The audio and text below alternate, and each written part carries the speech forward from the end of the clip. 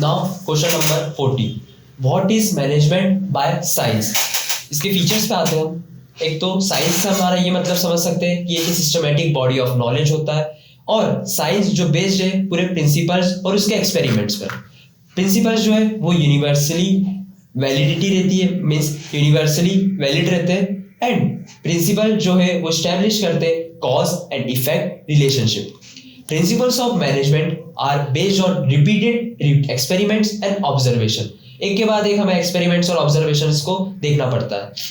But since management deals with human behavior, outcomes may not always be accurate, predicted, replicated. हम हमारे हिसाब से कोई भी मैनेजमेंट में डील्स करते हैं ह्यूमन बिहेवियर के ऊपर, तो हमारे हर बार जो आउटकम्स आते हैं वो शायद एक जैसे नहीं आ सकते।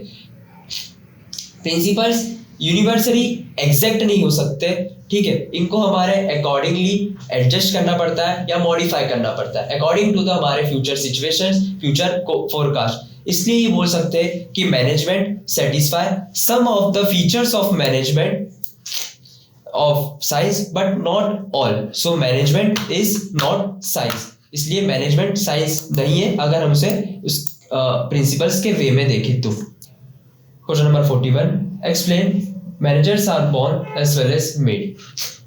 तो ये पुराने स्कॉलर्स का बिलीव था कि मैनेजर्स जो है उनमें मैनेजर्स की क्वालिटीज बाय बर्थ होती है, बट बिकॉज क्योंकि आज के चेंजिंग जनरेशन में और इतनी फास्ट टेक्नोलॉजी में और इतनी कॉम्प्लेक्सिटी में मैनेजर्स को एक फॉर्मल एजुकेशन और एक ट्रेनिंग की रिक्वायरमेंट होती है। इसलिए ये बोला जाता है कि उनको अपनी जो नॉलेज है, उनकी जो स्किल्स है, उसको टाइम टू टाइम पॉलिश करना पड़ता है, जिससे वो आगे आने वाली चैलेंजेस को, कोई सिचुएशंस को, कोई प्रॉब्लम्स को अच्छे से फेस कर सके, उसका एक बेटर या बेस्ट सॉल्यूशन पॉइंट निकाल सके। इसलिए ये बोला जाता है कि managers are born have been replaced by managers are made. Question number 42, what are the difference between coordination and cooperation?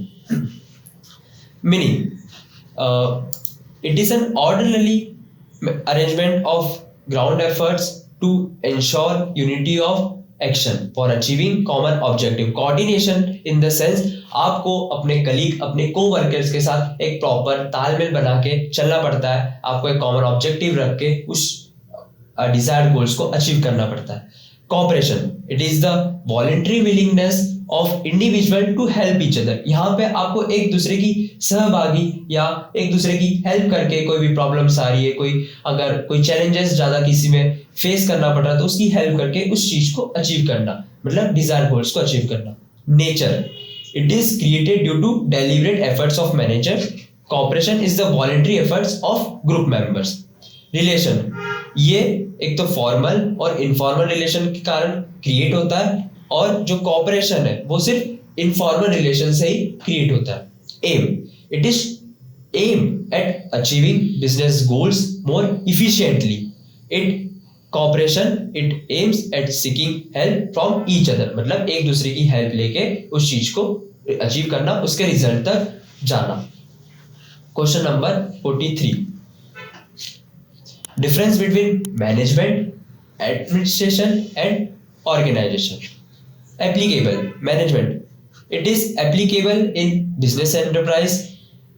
Administration, it is also applicable non-business institution like government office and military, और जैसा बोल सकते हैं कि defence system में। Organisation जो है वो दोनों मैनेजमेंट एंड एडमिनिस्ट्रेशन में यूजफुल रहता है। Functions, management, it implements policies made by administration. Administration जो है वो पॉलिसीज को प्रिपेयर करता है, और ऑर्गेनाइजेशन में it forms a group of people for formulation of policies. मतलब जो एडमिनिस्ट्रेशन ने पॉलिसीज बनाई है, मैनेजमेंट उसको फॉलो करता है। अफेक्टेड बाय हुम, मैनेजमेंट जो है वो ह्यूमन फोर्स से अफेक्टेड होता है, और एडमिनिस्ट्रेशन जो है वो एक्सटर्नल फोर्सेस से अफेक्टेड होता है, और जो ऑर्गेनाइजेशन है वो एक हेल्पिंग एलिमेंट होता है। सो ये जो ऑर्गेनाइजेशन है वो अफेक्ट होता है मैनेजमेंट से। रोल हम बोल सकते हैं कि जो मैनेजमेंट है वो आत्मा, वो सोल है इंस्टीट्यूशन की, और जो एडमिनिस्ट्रेशन है वो ब्रेन है इंस्टीट्यूशन का, और जो ऑर्गेनाइजेशन है वो बॉडी है इंस्टीट्यूशन की। इंपॉर्टेंस, जो मैनेजमेंट रहता है वो इंपॉर्टेंट रहता है सबसे लोअर लेवल मैनेजमेंट के लिए, और हम बोल सकते हैं एक सुपरवाइजरी लेवल के लिए। हमारा जो एडमिनिस्ट्रेशन है वो हायर लेवल या टॉप लेवल ऑफ मैनेजमेंट के लिए इंपॉर्टेंट रहता है। ऑर्गेनाइजेशन मशीन है मैनेजमेंट की, जिससे हम चीज़ों को अचीव करते हैं। सो ये जो इम्पोर्टेंट है ये दोनों लेवल के लिए है। तो हम बोल सकते हैं कि ऑर्गेनाइजेशन मैनेजमेंट के लिए भी इम्पोर्टेंट है एंड एडमिनिस्ट्रेशन के लिए भी इम्पोर्टेंट है। Ability, management it needs technical ability more than administration ability. Administration, it needs administrative ability more than technical ability. Now organization, it is needed assistance of management. Organization जो है वो management से assist करता है, management से सीखता है कि उसको क्या अटेम्प्ट करना है।